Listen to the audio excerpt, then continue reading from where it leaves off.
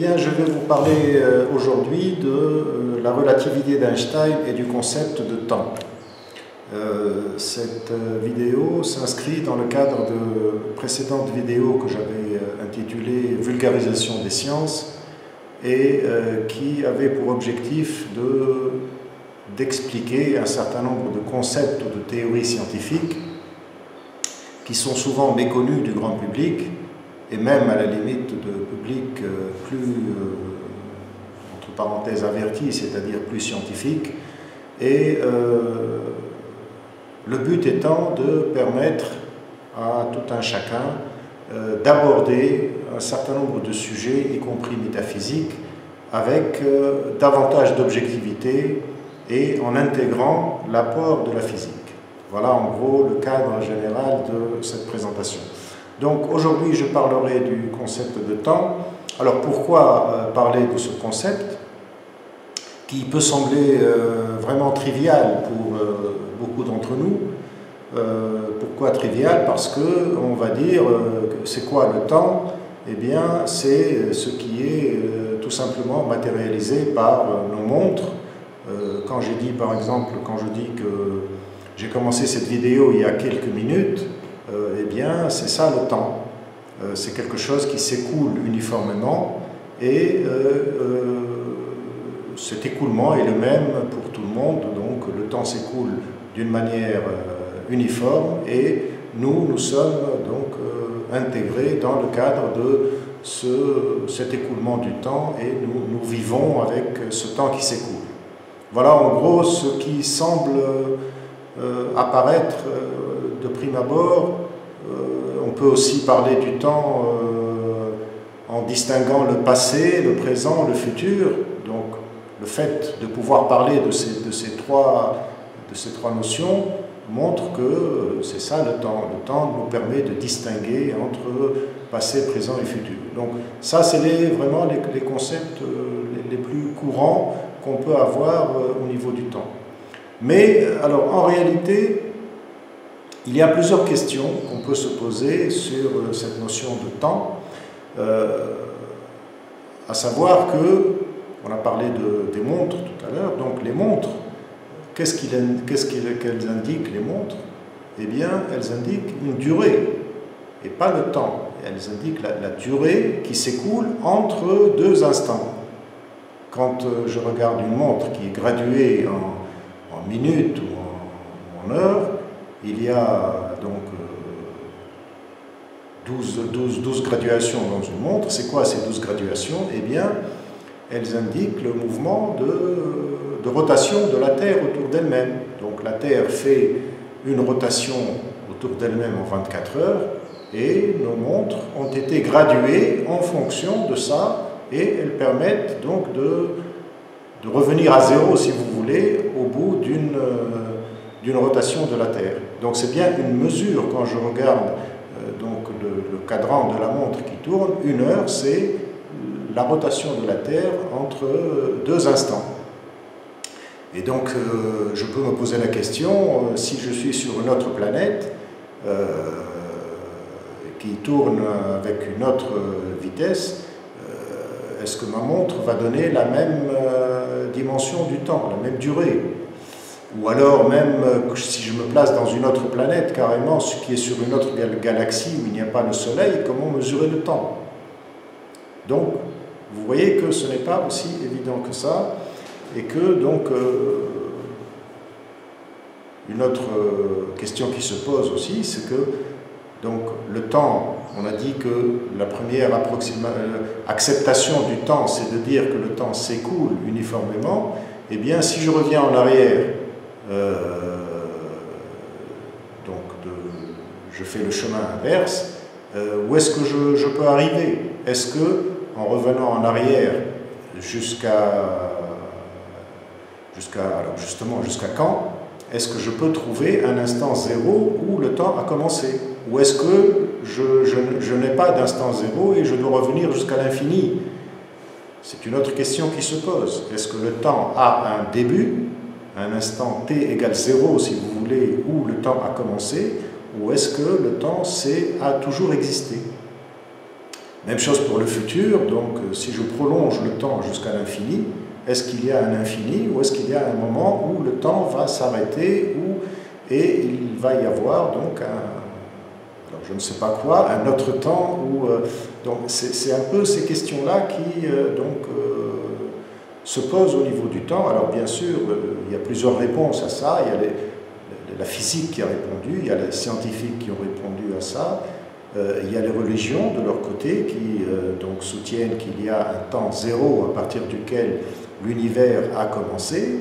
Et donc, toutes ces questions-là méritent qu'on s'y intéresse.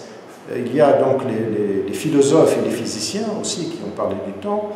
Au niveau des philosophes, ça a été pratiquement la question du temps. On peut dire qu'il n'y a pas un philosophe qui n'a pas parlé du temps, qui n'a pas essayé de parler du temps, depuis les Grecs et même avant. Aristote, même Platon avant lui un petit peu, Aristote, Saint-Augustin, Bergson, tous ces philosophes-là ont évoqué la question du temps, et d'une manière générale, on distingue souvent, enfin les philosophes distinguent souvent deux notions du temps, le temps subjectif et le temps objectif. Aristote, par exemple, parle d'un temps subjectif qui est celui de la conscience, qui dépend du mouvement. Donc nous verrons tout ça par la suite. Et le temps objectif qui est plus ou moins la mesure de ce temps subjectif. Newton, qui lui a le plus conceptualisé cette notion de temps, il parle de temps absolu, même chose, et de temps relatif, le temps absolu étant un temps mathématique, c'est la fameuse variable t, que nous connaissons tous, et le temps relatif qui lui aussi mesure le temps absolu. Einstein de son côté, et nous allons donc expliciter davantage cette acceptation d'Einstein du concept de temps, lui soutient que le temps dépend de la vitesse et de la gravitation, qu'il n'y a pas de temps absolu et qu'il y a un temps qui est le temps du sujet qui dépend de la vitesse de la personne qui se trouve dans un référentiel donné. Et donc voilà, nous allons essayer de parler de ces concepts-là. Alors, une remarque avant de commencer, quand je vais employer les termes « le temps s'écoule uniformément » ou « le temps ralentit » ou « le temps à une certaine vitesse », bien entendu, ces termes-là n'ont aucun sens. Quand on dit que le temps ralentit ou qu'il accélère, un ralentissement, c'est quoi? C'est une vitesse. C'est une vitesse. Et la vitesse, c'est quoi? C'est une distance rapportée au temps. Donc, si je rapporte le temps par rapport au temps, ça n'a pas de sens. Donc, c'est vraiment un abus de langage que de parler de l'écoulement du temps ou de la vitesse du temps. Mais donc, sachez que quand je vais employer ces termes-là, donc c'est avec cette réserve, disons, qu'il faut avoir à l'esprit. Voilà, donc l'objectif de cette présentation, c'est d'expliquer donc ce concept de temps et d'essayer de faire ressortir les retombées philosophiques de ce concept de temps et comment il a évolué donc depuis l'Antiquité jusqu'à maintenant, et quelles en sont les retombées philosophiques, à savoir que on va donc petit à petit arriver au fait qu'on ne peut plus parler de temps dans l'absolu. Le temps dans l'absolu qui s'écoule uniformément n'existe pas. Il y a un temps relatif qui est le temps de l'individu, vécu par un individu dans un référentiel donné, et ceci nous amènera également à évoquer un certain nombre d'interprétations fausses de la physique. Par exemple, quand la physique parle du Big Bang, du début de la création de l'univers, donc nous verrons comment la physique arrive à se poser des limites dans l'explication de ce phénomène de Big Bang et comment elle n'empiète pas sur le domaine de la métaphysique.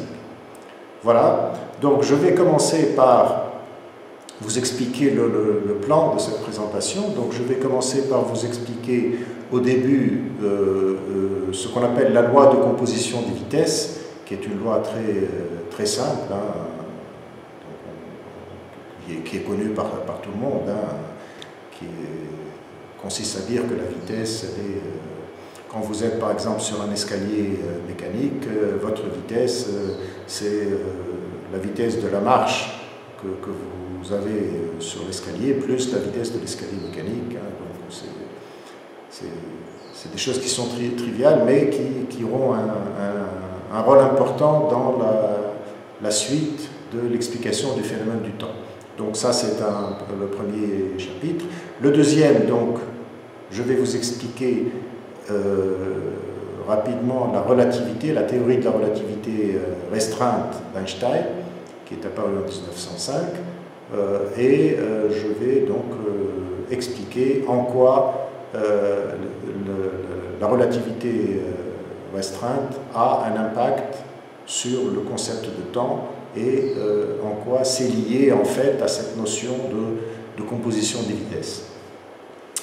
Ensuite, nous verrons donc quelles sont les implications philosophiques et comment les philosophes ont évoqué cette notion de temps, et à la fois chez les philosophes que chez Newton. Alors je ne sais pas si Newton on peut le mettre dans la rubrique des philosophes ou des physiciens, mais en tout cas son apport dans la conception du temps est fondamental, et donc je l'expliciterai un peu plus en détail. Et enfin, le dernier chapitre, la conclusion. Voilà, donc commençons par la loi de composition des vitesses. Eh bien, comme je vous l'ai dit, hein, la loi de composition des vitesses, elle a commencé à apparaître avec Galilée, hein, Galilée qui a vécu entre l'année 1562 et 1642, qui donc a un petit peu montré comment est-ce qu'on peut donc traduire cette loi de composition des vitesses qui donc est très simple, comme je l'ai dit, à comprendre. Donc, je vous ai ici schématisé cette loi en regardant l'exemple de quelqu'un qui est dans un train qui est animé d'une vitesse V, VT, la vitesse du train, et quelqu'un qui marche dans le couloir, par exemple, du train, avec une vitesse de l'homme, hein, je l'ai mis comme ça, vitesse de l'homme dans le train. Donc, si je regarde la vitesse de cette personne-là, si je suis un observateur sur le quai, immobile sur le quai, et que je regarde le train, je regarde la personne qui marche donc, dans le couloir du train, eh bien, sa vitesse, par rapport à moi, c'est la somme de sa vitesse à l'intérieur du train, plus la vitesse du train. Donc, c'est vraiment quelque chose qui est, je pense, trivial et compréhensible par tout un chacun. Je peux répéter l'exemple de l'escalier mécanique ou même un tapis mécanique, c'est peut-être plus simple. Quand vous êtes sur un tapis mécanique, un tapis roulant, que vous marchez, vous avez l'impression de courir. Pourquoi? Parce que votre vitesse, c'est la vitesse normale que vous avez sur le tapis, plus la vitesse du tapis lui-même. Donc, c'est ça la loi de composition des vitesses. Donc, quand on est dans on appelle ça un référentiel, donc ici vous avez le référentiel R et R'. R', c'est le référentiel de la personne qui est mobile, R, le référentiel de la personne qui est fixe. Eh bien, la vitesse par rapport au référentiel fixe, c'est la somme des vitesses donc, du train qui est mobile et la vitesse de la personne qui est dans le train. Voilà, donc je pense que c'est quelque chose qui est très simple à comprendre et qui aura une répercussion très importante par la suite. Donc là, c'est ce qu'a apporté Galilée en regardant donc la vitesse d'une personne dans le train, ici, au niveau de cet exemple-là. Alors, maintenant, l'apport d'Einstein au niveau de cette loi de composition des vitesses, comment Einstein a interprété cette loi, sans la remettre en question, mais Einstein a eu l'idée de remplacer donc la personne qui se déplace dans le train par un faisceau laser, c'est-à-dire par la lumière. Et donc, il va faire l'expérience suivante, il va se dire, je vais avoir un faisceau laser dans le train a une vitesse toujours, donc la vitesse du train normale, et moi je suis à l'intérieur du train, et je vais pointer mon laser, et donc le laser, donc il émet donc un signal qui se déplace à la vitesse de la lumière, et donc je vais appliquer la loi de composition des vitesses à ce laser-là. Et donc si je suis maintenant dans le train, dans le référentiel fixe sur le quai, je vais appliquer la vitesse la loi de composition des vitesses. Et le grand apport d'Einstein, c'est de dire qu'on ne peut pas appliquer cette loi de composition des vitesses à la lumière. Ça veut dire que je ne peux pas dire que la vitesse de la lumière que je vois, moi, observateur immobile sur le quai, je ne peux pas dire que la vitesse de la lumière, c'est la somme de la vitesse de la lumière du passager tel que vécu par le passager dans le train, plus la vitesse du train. C'est vraiment l'apport le plus important de la théorie de la relativité d'Einstein. C'est de dire que la loi de composition des vitesses ne peut pas s'appliquer à la vitesse de la lumière. Pourquoi? Parce que, en fait, Einstein dit la vitesse de la lumière, elle est constante, quel que soit le référentiel. Et quel que soit donc l'endroit où on se trouve, qu'il soit fixe ou mobile, la vitesse de la lumière a une valeur constante qui est environ de 300 000 km par seconde, mais c'est une vitesse qui est constante et on ne peut pas appliquer la loi de composition de la vitesse à la vitesse de la lumière. On ne peut pas avoir donc un phénomène physique qui a une vitesse supérieure à la vitesse de la lumière.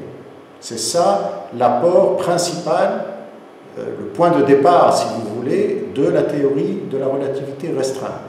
Ce n'est pas comme souvent on dit que la théorie de la relativité c'est E égale mc2. Bon, c'est vrai que E égale mc2 fait partie de la loi de la relativité, mais le point de départ qui va avoir la répercussion la plus importante sur la notion de temps et d'espace, c'est cette notion de constance de la vitesse de la lumière. Et donc, Einstein, il a eu la réflexion suivante, donc il est parti de ce postulat, en fait, le fait de dire que la vitesse de la lumière est constante, c'est un postulat qui ne découle pas comme ça d'une réflexion simple d'Einstein, bien entendu, mais qui découle de plusieurs expériences qui ont été faites par le passé, notamment la fameuse expérience qu'on appelle l'expérience de Michelson et Morley, qui a été faite, je crois, en 1881, et qui donc a montré que la vitesse de la lumière ne pouvait pas être dépassée par rapport à ce qu'on a mesuré sur Terre. Donc, partant de ces expériences-là, Einstein pose comme postulat le fait que la vitesse de la lumière est constante, quel que soit le référentiel. Et partant de là, il va se dire, si la vitesse de la lumière est constante, comment je peux appliquer la loi de composition des vitesses de Galilée? Puisque j'ai dit que Einstein ne conteste pas la loi de composition de la vitesse, c'est-à-dire qu'il va dire que normalement, quand deux référentiels se déplacent l'un par rapport à l'autre, donc quelqu'un qui a une vitesse dans un référentiel, sa vitesse par rapport à l'autre référentiel, c'est sa vitesse propre plus la vitesse du référentiel dans lequel il se trouve. Donc comment peut-on appliquer cette loi par rapport à une lumière qui a une vitesse maximale et qui ne change pas? C'est la question fondamentale que s'est posée Einstein. Et donc, la conclusion à laquelle il a abouti, et que je vais bien entendu vous expliquer avec plus de détails, c'est que pour Einstein, ce n'est plus l'espace et le temps qui sont absolus, mais c'est la vitesse de la lumière. Et pour arriver à cette conclusion, il a eu l'idée vraiment ingénieuse, c'est de dire que si la vitesse de la lumière est constante, quand on dit vitesse, la vitesse c'est quoi? C'est une distance divisée par le temps. Donc la vitesse étant constante, ça ne veut pas dire que la distance et le temps sont constants. Et donc nous allons voir que on peut toujours appliquer la loi de composition des vitesses, même à la vitesse de la lumière, mais en distinguant le temps en fonction du référentiel. Donc si la distance et le temps vont changer dans le référentiel mobile, on peut arriver toujours à une vitesse qui est une distance divisée par le temps, qui est égale à la même vitesse, mais calculée dans un autre référentiel par la formule distance divisée par le temps. Donc je vais vous expliquer ça plus en détail dans donc, le chapitre qui suit, donc la relativité restreinte, en vous rappelant entre parenthèses que Einstein a émis deux théories de la relativité, l'une en 1905 qui est la relativité restreinte, dont je vais vous parler, et l'autre 10 ans après, en 1915, qui est la théorie de la relativité générale, qui elle parle davantage de la gravitation, qui a d'ailleurs une relation également avec la notion de temps, mais il sera quand même très long d'en parler, donc j'ai préféré vous parler dans cette présentation uniquement de la théorie de la relativité restreinte de 1905, donc, qui parle donc je vais vous présenter les parties donc, qui ont un rapport avec cette notion de temps et de vitesse de la lumière. Alors, la position du problème, donc Einstein va partir du principe de l'expérience que je vous ai citée tout à l'heure, c'est-à-dire je prends un laser qui va donc émettre un signal qui va donc avoir une vitesse égale à la vitesse de la lumière. Donc ce laser-là, je mets un observateur dans le train qui va se déplacer à une vitesse v, et je vais avoir un autre observateur qui est sur le quai, qui va avoir le même faisceau laser, mais qui va l'émettre à partir du quai. Donc nous aurons deux personnes, l'une immobile sur le quai dans le référentiel R, et l'autre mobile dans le référentiel R', qui vont émettre le même signal à partir d'un instant zéro, si vous voulez, lorsque le train va passer devant la marque que vous voyez ici en rouge. Donc les deux observateurs vont émettre le signal laser. Alors, qu'est-ce qui va se passer?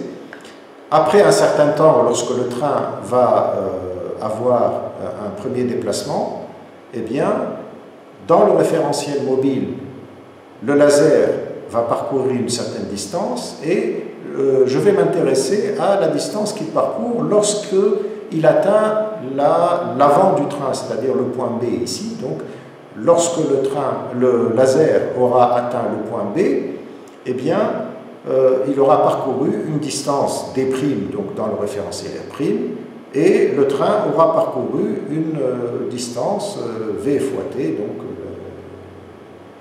la vitesse du train multipliée par le temps, ce qui est le temps que je considère qui est mis par le laser pour atteindre le point B.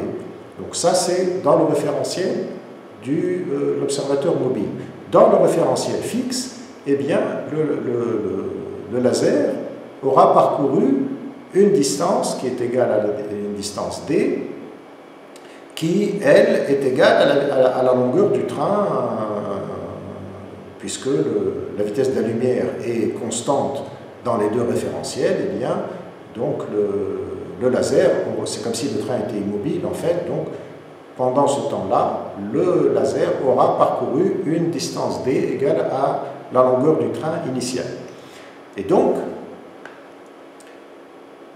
si je regarde maintenant le parcours de ce faisceau laser vu du quai, je m'aperçois qu'il aura parcouru une distance qui est égale à la distance du faisceau dans le train, c'est-à-dire la longueur du train vue du référentiel mobile, plus la longueur parcourue par le train, V fois T.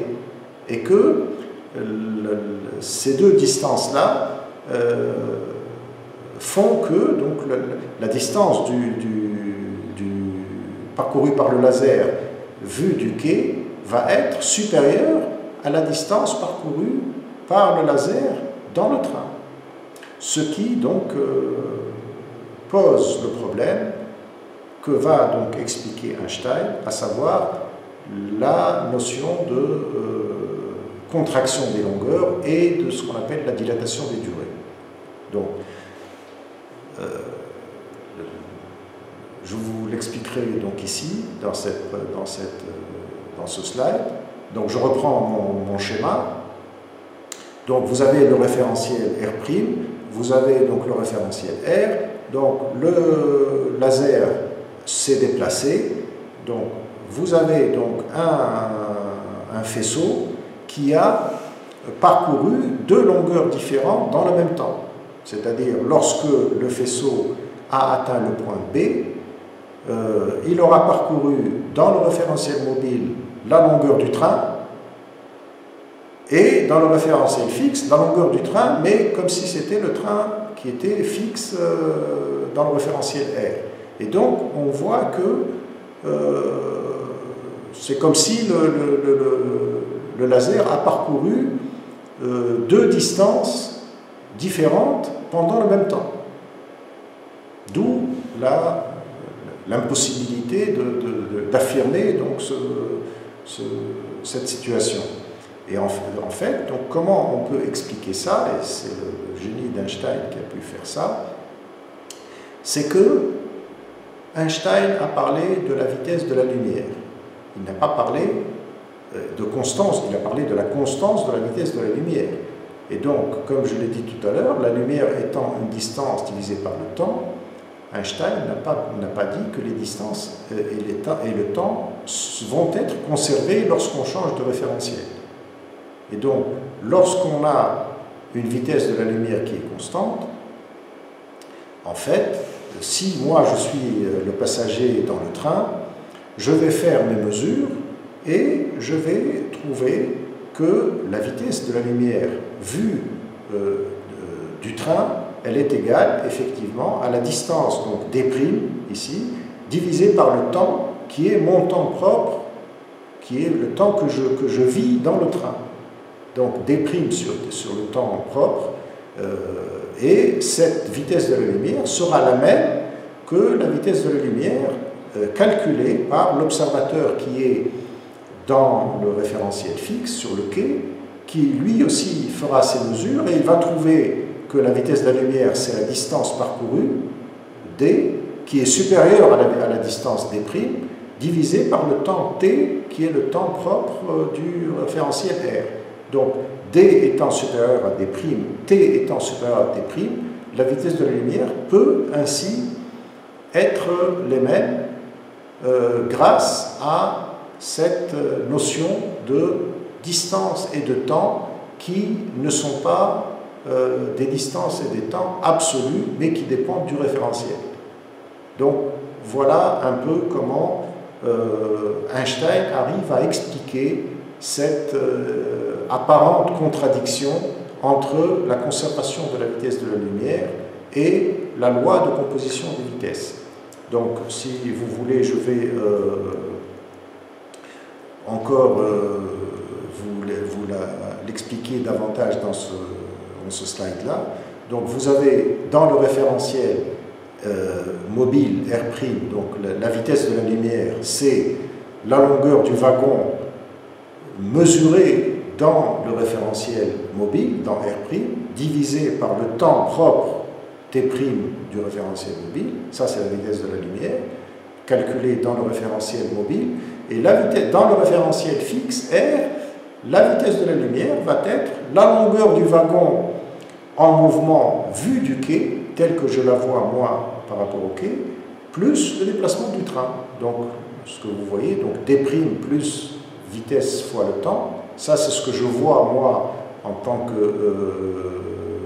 qu'observateur fixe dans le référentiel du quai. Je vois une distance D' et une translation du train Vt, et donc la somme des deux, que je divise par mon temps propre T dans le référentiel fixe, et j'obtiens donc la même vitesse que la vitesse calculée par l'observateur mobile. Et donc, la théorie de la relativité restreinte, ce sont donc ses principales conclusions, c'est que lorsque je suis dans un référentiel mobile, il y a une contraction des longueurs, c'est-à-dire que la longueur du train diminue, vue du quai, elle diminue, et il y a une dilatation du temps, ce qu'on appelle la dilatation du temps, ça veut dire que le temps vécu par l'observateur mobile, je vais employer le terme qui n'est pas tout à fait correct, mais on va dire le temps de l'observateur mobile s'écoule moins rapidement que le temps de l'observateur fixe. Il s'écoule moins rapidement, c'est-à-dire qu'il y a une dilatation du temps.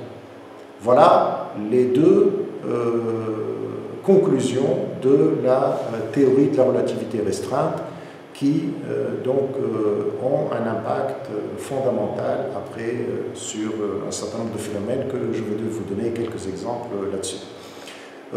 Encore peut-être pour fixer les idées, avec un exemple donc, chiffré, si je regarde donc, toujours la même expérience, donc si je considère que par exemple dans le référentiel fixe, quand j'ai appuyé sur mon laser, donc je suppose que par exemple il y a 10 secondes de temps qui se sont écoulées pour que le laser atteigne l'avant du train, eh bien pendant ces 10 secondes dans le référentiel fixe, dans le référentiel mobile, l'observateur n'aura vécu que 8 secondes. Le temps fixe de 10 secondes appliqué par l'observateur mobile n'aura, entre guillemets, duré que 8 secondes. C'est difficile à comprendre, je sais, mais c'est ça ce qu'on appelle la dilatation du temps. Dilatation, c'est peut-être, le mot est peut-être contraire à la perception, ça veut dire que le temps se dilate, ça veut dire qu'il s'écoule moins rapidement dans le référentiel mobile, avec la vitesse. Donc, plus on va vite, plus le temps s'écoule moins rapidement. Et de l'autre côté, la distance également, donc la distance du train fixe, qui était donc la distance D, vue du quai, elle va se contracter par rapport donc, au train qui est animé de la vitesse V. Donc moi, observateur sur le quai, je vais à la fois voir le train plus petit, la longueur du train plus petite, et je vais voir le temps, si je considère que par exemple il y a un observateur dans le train qui a sa montre, et que moi je peux regarder sa montre à partir de mon référentiel donc, du quai, je vais en regardant ma montre, si dans ma montre il y a 10 secondes qui se seront écoulées, eh bien, dans la montre de l'observateur mobile, il n'y aura que 8 secondes qui se seront écoulées. Voilà, en gros, ce que apporte la théorie de la relativité restreinte, et par conséquent, la conclusion principale, c'est que le temps n'est pas absolu. Le temps, dans le référentiel R', qui est mobile, c'est un temps T', et le temps dans le référentiel R, c'est un temps T, et ces deux temps ne sont pas les mêmes. Donc le temps, il n'y a plus de temps absolu qui s'écoule uniformément comme disons, comme on a dit tout à l'heure, la trivialité de ce concept de temps, c'est que le temps s'écoule uniformément. Avec la relativité restreinte, il n'y a plus cette notion de temps qui s'écoule uniformément. Le temps dépend de la vitesse à laquelle on est, et si on est dans un référentiel qui est dans une fusée, par exemple, qui se déplace à très grande vitesse, eh bien, le temps vécu par le voyageur sera plus court que le temps vécu sur Terre. Voilà donc, en gros, cette notion de relativité restreinte, et donc, nous avons la rupture avec cette notion de temps et de distance qui étaient vécus comme étant des concepts absolus. Alors, un autre constat également important de la conclusion d'Einstein, c'est celui de la simultanéité des phénomènes, qui est la même chose que toujours dans le même concept du temps, bien entendu. Donc, la relativité, la loi de la relativité restreinte, si on l'applique donc à un certain nombre de phénomènes, elle va nous montrer que cette notion de temps, j'ai dit tout à l'heure que le temps, aussi la trivialité du temps, c'est le fait que le temps distingue le passé, le présent et le futur. Eh bien, la relativité restreinte, elle va là aussi remettre en question cette notion de passé, présent et futur. Et l'expérience suivante va vous expliquer comment. Donc, cette expérience, elle est très simple, hein, comme l'expérience du train, elle est peut-être même plus simple à comprendre ici. Elle consiste à dire je suis un observateur donc fixe dans un train mobile, donc vous êtes assis sur le siège d'un train et le train donc se déplace à une certaine vitesse.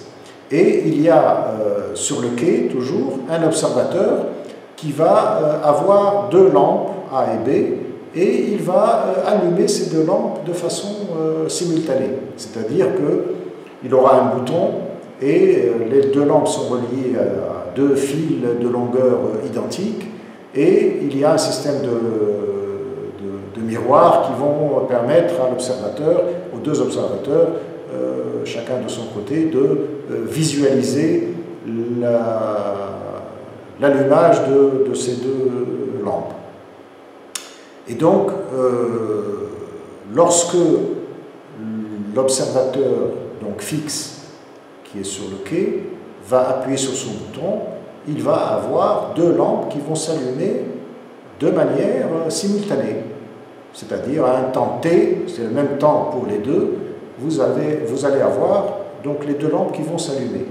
Mais qu'en est-il de l'observateur qui est sur le train? Est-ce que l'observateur qui est dans le train, est-ce que cet observateur-là verra la même simultanéité, et est-ce qu'il verra l'allumage des lampes au même moment? Eh bien, la théorie de la relativité restreinte montre de façon très simple qu'il n'y a pas de phénomène de simultanéité dans ce cas-là. Pourquoi? Eh bien, parce que, toujours en prenant le postulat que la vitesse de la lumière est constante et qu'elle n'est pas infinie,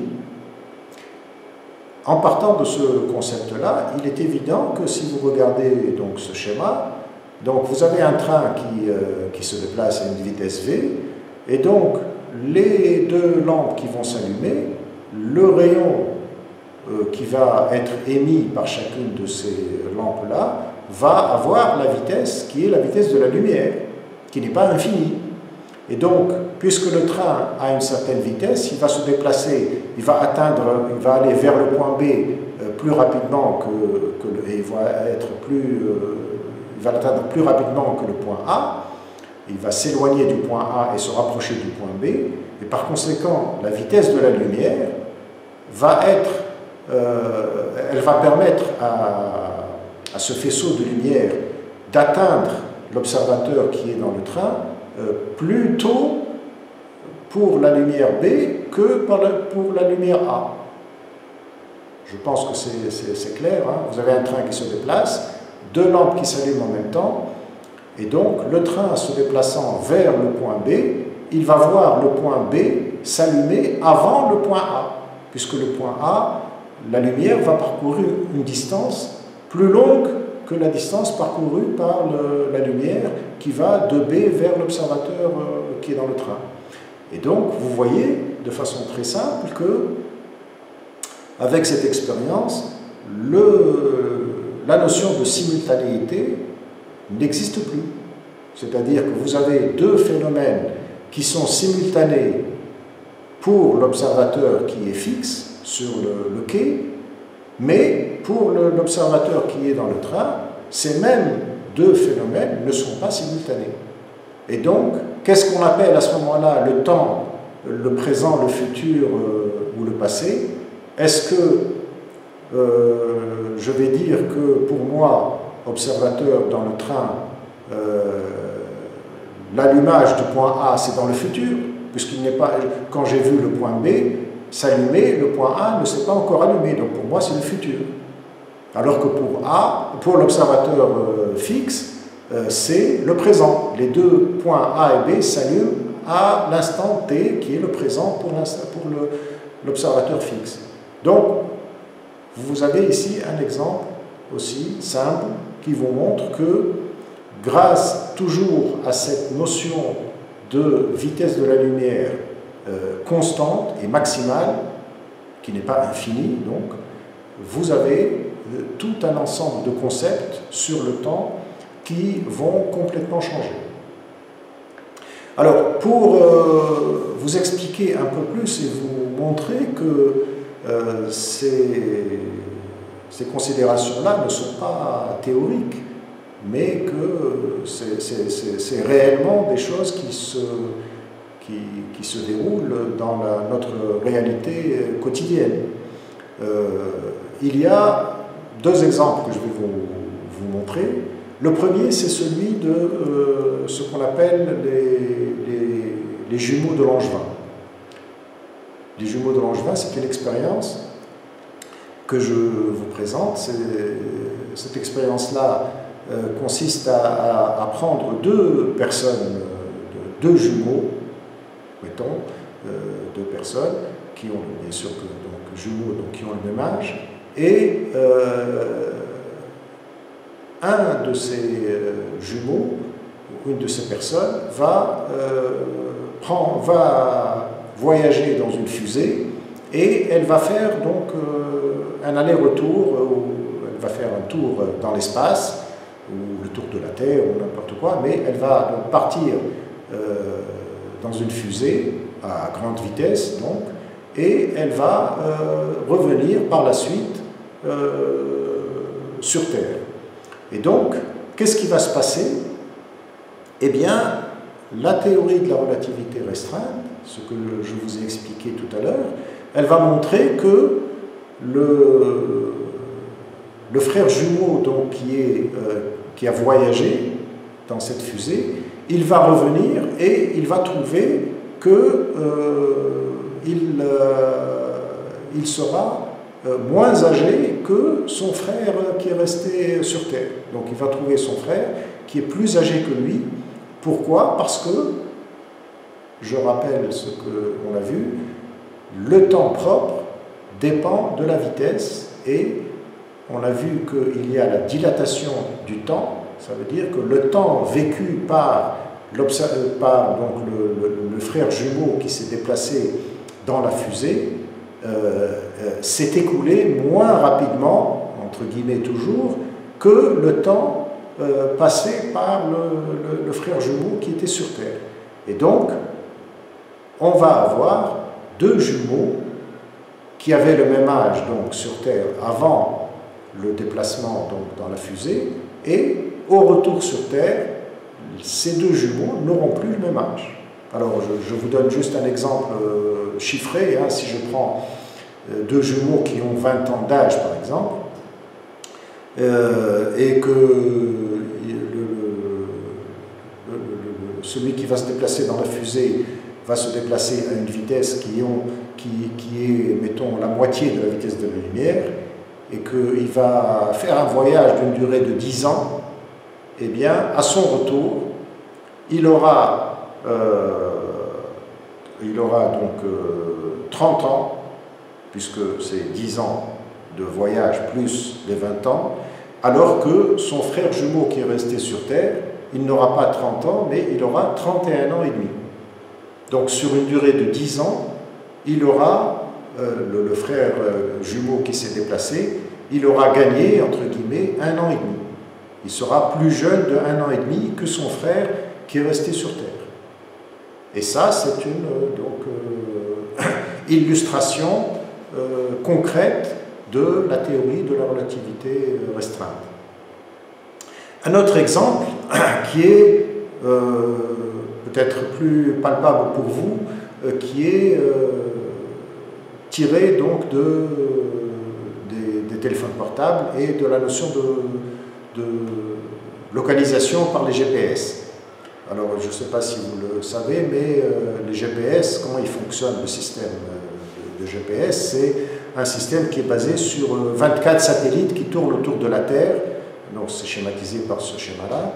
Il y a 24 satellites qui tournent, qui sont placés donc, sur des orbites à peu près à 20 000 km au-dessus de nos têtes. Hein. Ils tournent autour de la Terre. Et dans chacun de ces satellites-là, il y a des horloges atomiques, qui sont des horloges d'une très grande précision.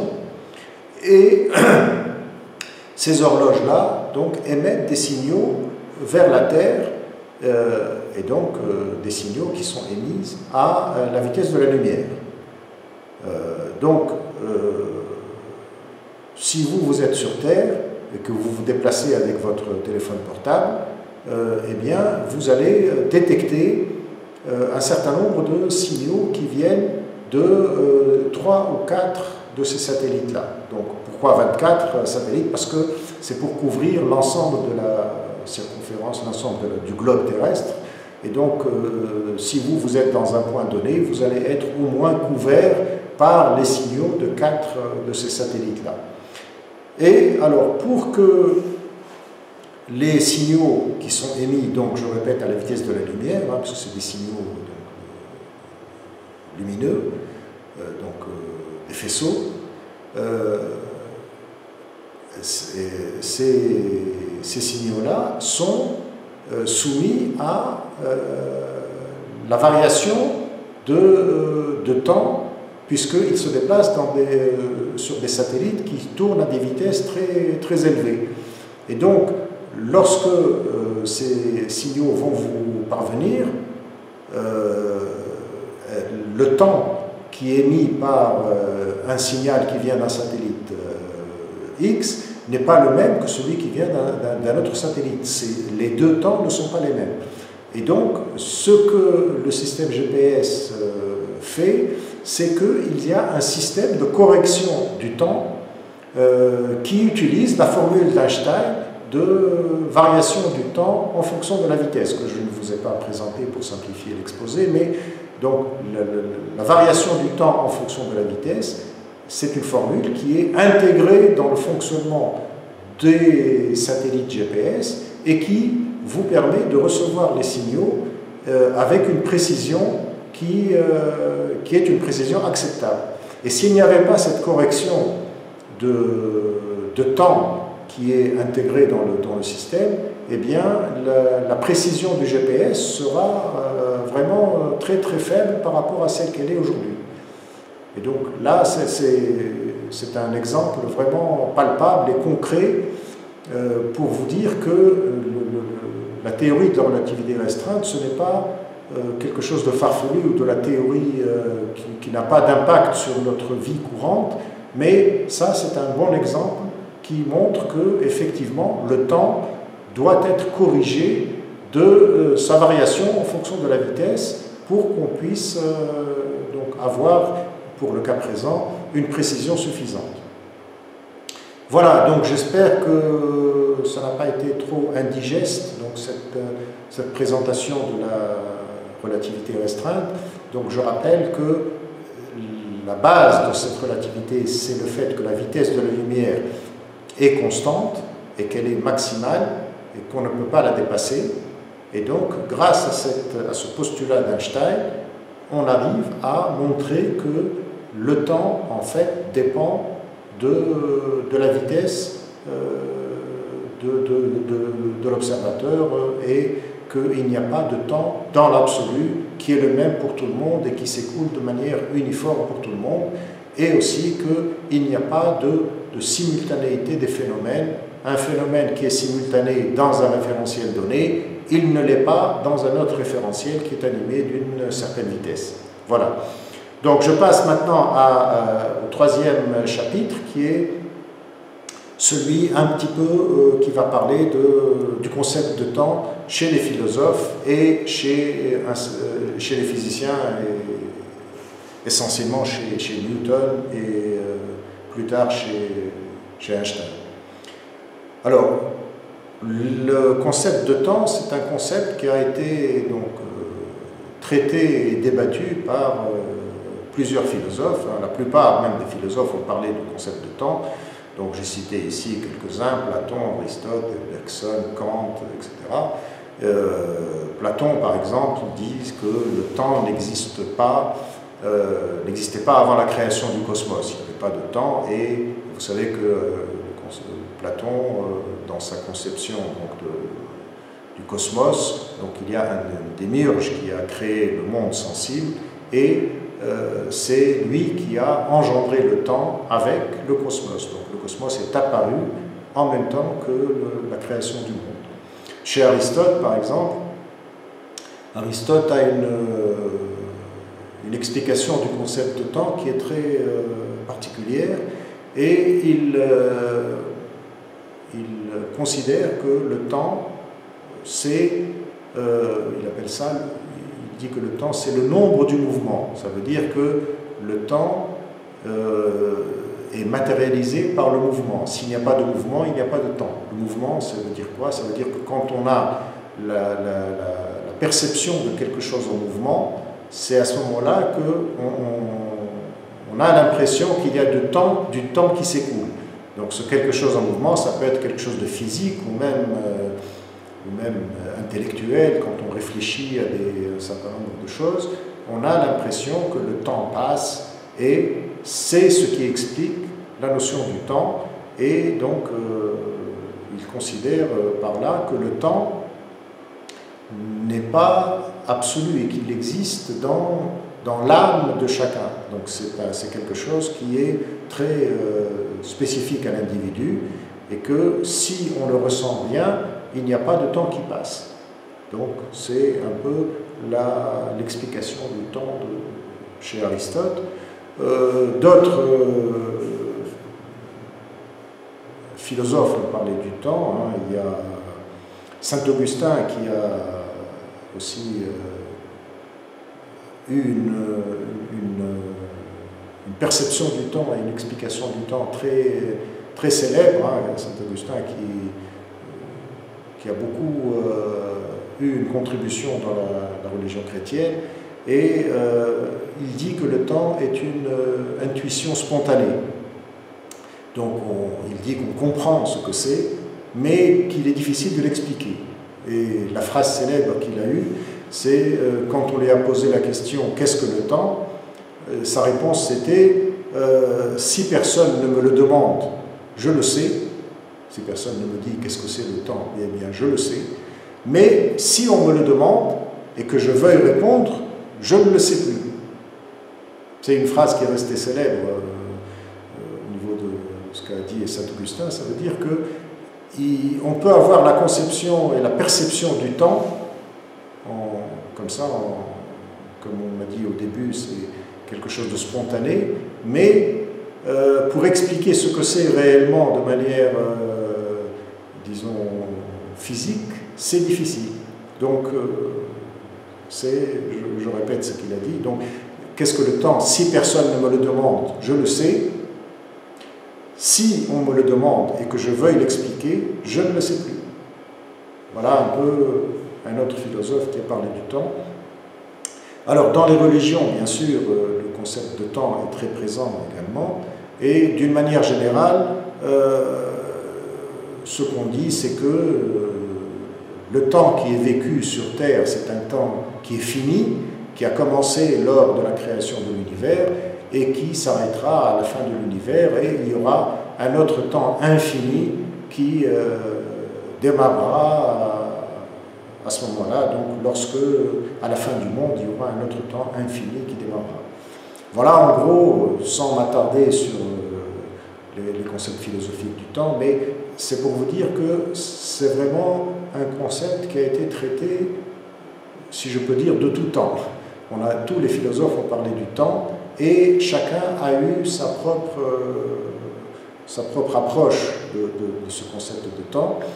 Et par contre, je vous ai dit que je parlerai de Newton. Newton, en tant qu'entre philosophe et physicien, le concept de temps qui a été introduit par Newton est quelque chose qui est resté quand même pendant plus de 2 siècles.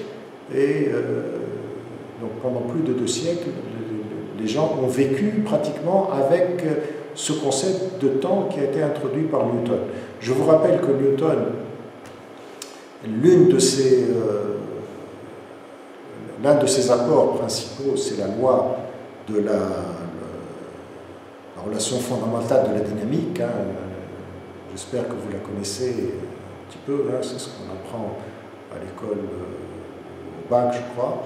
C'est la relation qui dit que tout corps soumis à une force F qui a une masse m, eh bien, il a une accélération qui est égale, donc F est égal à la masse multipliée par l'accélération. F égale ma ou m gamma.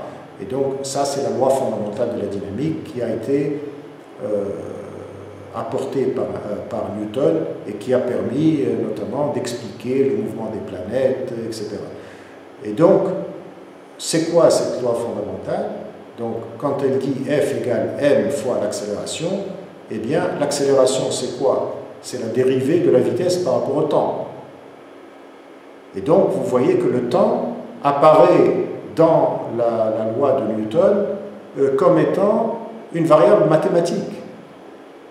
Donc, le temps pour Newton, c'est un temps mathématique.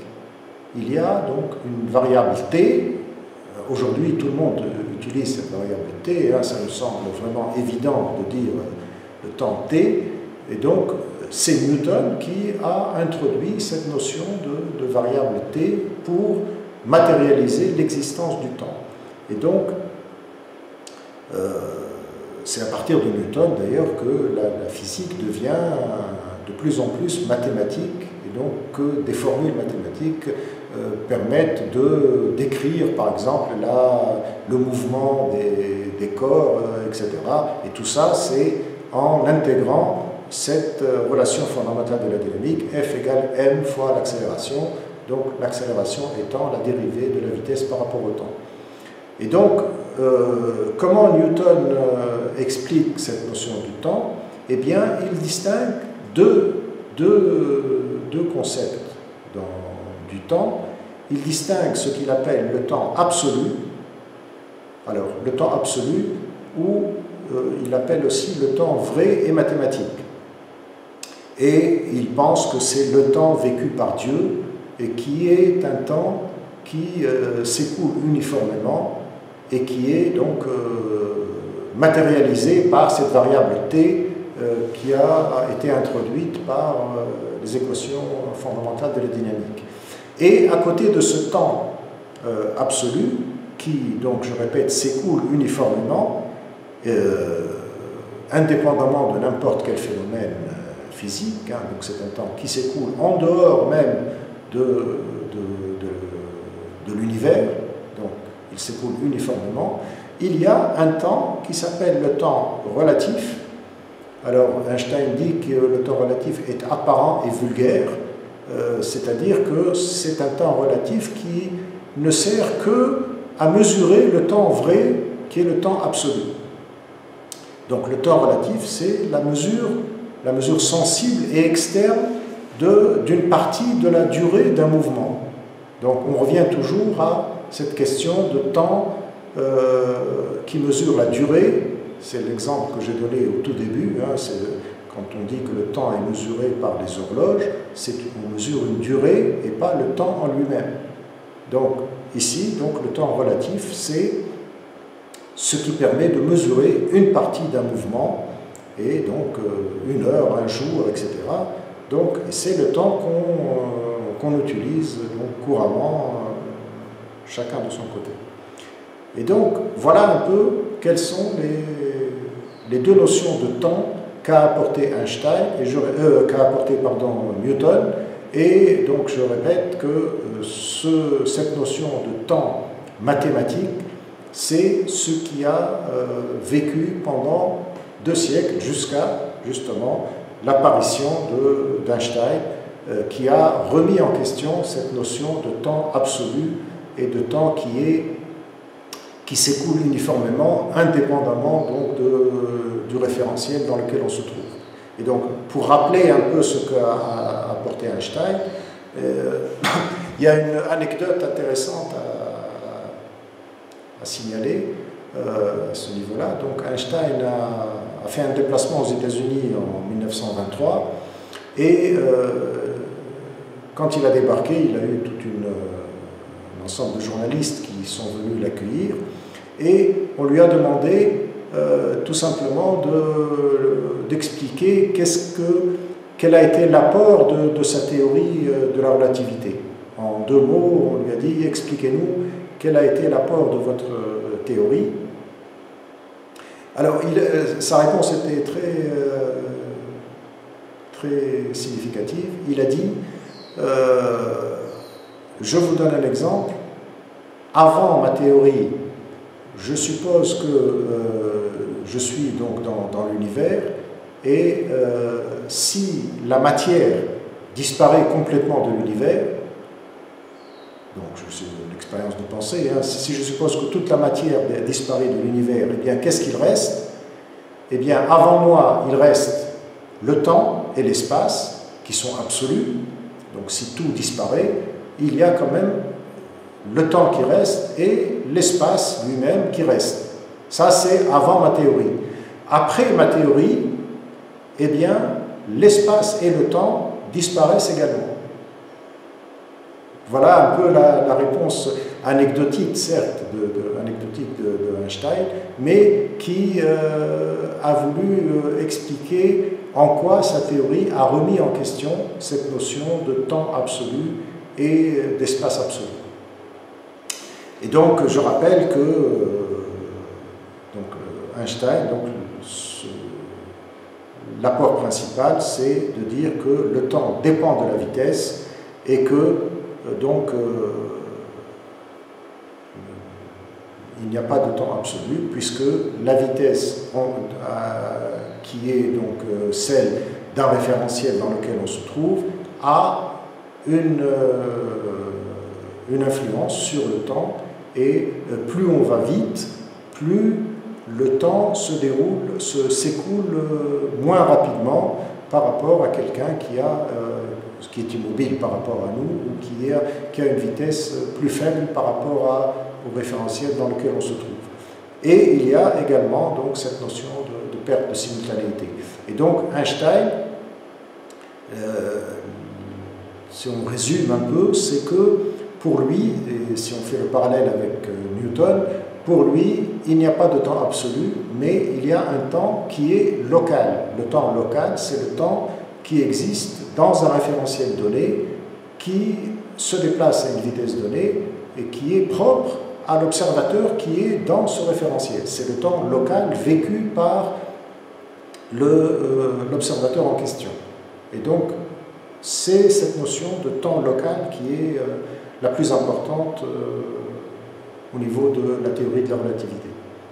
Voilà, donc pour conclure, je voudrais donc résumer un petit peu ce que j'ai dit. Donc, la première chose, c'est que le temps ne peut plus être considéré comme s'écoulant uniformément comme sur un axe, donc avec le passé, le présent, le futur. Nous avons vu l'expérience des deux lampes qui sont allumées et qui montrent que le présent pour l'observateur qui allume les deux lampes n'est pas le présent de l'observateur qui est dans le train. Et donc on ne peut plus parler de la simultanéité, donc le temps là aussi et la simultanéité dépend de la vitesse dans laquelle, de la vitesse du référentiel dans lequel on se trouve. Et donc il y a le temps local qui est le temps du sujet. Le temps du sujet, ça veut dire moi, le sujet qui suis dans un référentiel donné, je me déplace à une vitesse donnée, j'ai mon temps local, un autre sujet qui est dans un autre référentiel, il a son temps local. Et il y a le temps absolu de Newton qui, pour la théorie de la relativité, n'a pas de sens. Donc, dans la physique relativiste, il n'y a pas de temps absolu. Et ce temps absolu ne peut pas être expliqué puisque, sauf pour des considérations métaphysiques, donc on y reviendra, mais dans la physique, on ne peut parler que de temps relatif qui dépend du sujet. Voilà, et donc une autre conclusion, c'est les liens de cette théorie de la relativité avec les questions métaphysiques. Et donc, vous savez que cette notion de temps au niveau des considérations métaphysiques ont toujours été liées avec les questions de création de l'univers, de fin de l'univers. Est-ce qu'il y a un temps de début? Est-ce qu'il y a un temps de fin ou pas? Et donc, au niveau des religions, on affirme qu'il n'y a pas de temps avant la création de l'univers et que, donc, le temps est une propriété de l'univers et que Dieu est exempt de temps. Le temps n'intervient pas dans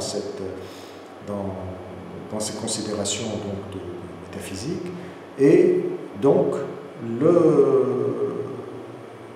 le temps vu par les religions, c'est un temps qui est, là aussi, si on peut dire, faire le parallèle avec la théorie de la relativité, qui est propre, si on peut dire, au référentiel où nous sommes. Mais, bien entendu, on ne parle pas ici de temps absolu et de temps du sujet, mais d'un temps t qui a commencé à un instant zéro et qui est le temps que vivent tout le monde de la même façon. Mais il a commencé à un instant zéro qui est le temps de la création de l'univers. Par contre, au niveau de la physique, elle parle donc du temps relatif, du temps du sujet, mais elle ne parle jamais du temps zéro. Et ça, c'est une question importante qui est souvent mal interprétée par beaucoup, même de physiciens ou même d'autres philosophes qui disent que la physique elle-même reconnaît cet instant t égale 0. En fait, ce n'est pas vrai, puisque je vous rappelle que la question du temps zéro, en fait, a été traitée par la physique et par cette question du Big Bang. Donc, comment évolue cette question du Big Bang?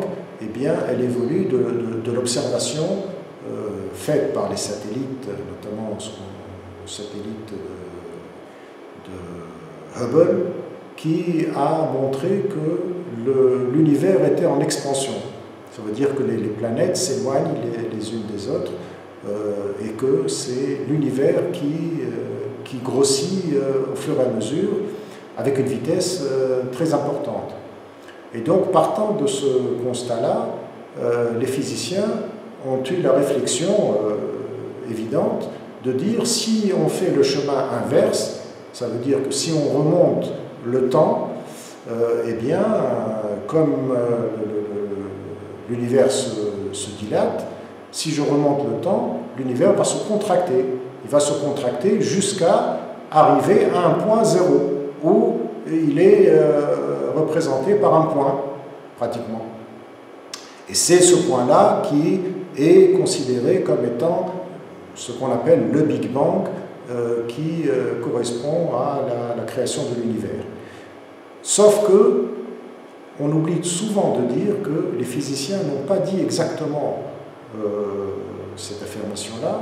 Ils ont dit que lorsque l'univers va se contracter, en fait, il arrive un instant, ce qu'on appelle la constante de Planck, il arrive un instant où la température de l'univers va atteindre une température infinie et pendant ce moment-là, toutes les lois de la physique ne sont plus applicables. Et donc, si on remonte le temps jusqu'à cet instant soi-disant zéro, on ne peut plus parler de physique. Et donc, la physique s'arrête à la date, si on peut dire, de la constante de Planck, qui est de 10 puissance moins, je ne sais pas, 40 secondes, ou quelque chose comme ça, mais on n'arrive pas à l'instant t égale 0. C'est pour ça qu'il y a d'autres théories physiques qui remettent en question le Big Bang et qui supposent que l'univers s'est contracté, et après il a explosé une deuxième fois et il a eu une deuxième résurrection, si on peut dire. Ça veut dire qu'il y a comme des coups d'accordéon, l'univers se contracte et se dilate, et ce sont des cycles donc, qui se produisent de cette façon-là. Donc c'est pour vous dire que la physique connaît ses limites. Elle ne va pas empiéter sur le domaine de la métaphysique. La métaphysique parle du temps t égale 0 de création de l'univers, la physique n'en parle pas, et elle s'interdit d'en parler. Et la meilleure illustration de cette situation, c'est celle qui...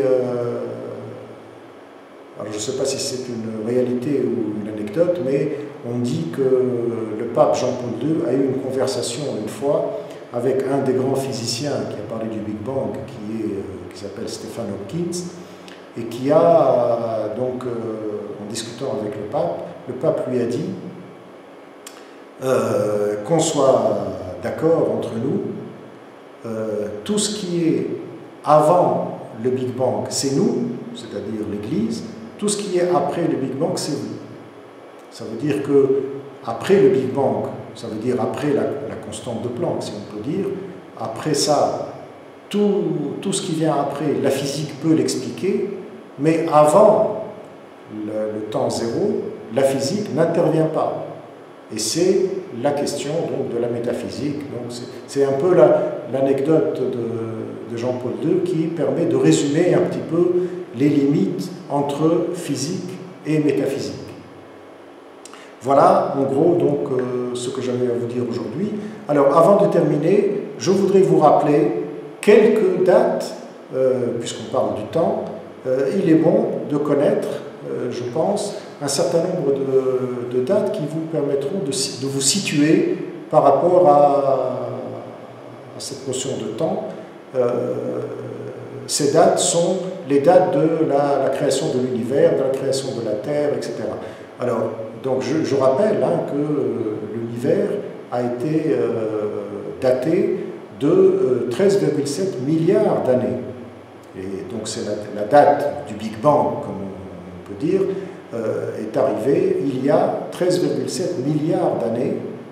Et depuis ce temps-là, il s'est écoulé donc un certain temps, comme on peut dire, et la Terre, telle qu'on la voit maintenant, n'a été créée qu'il y a 4,5 milliards d'années.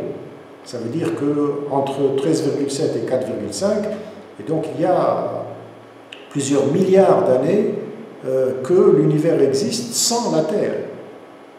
Et après donc c'est la création de la Terre, il a fallu également presque 1 milliard d'années pour voir les premières cellules unitaires apparaître sur Terre.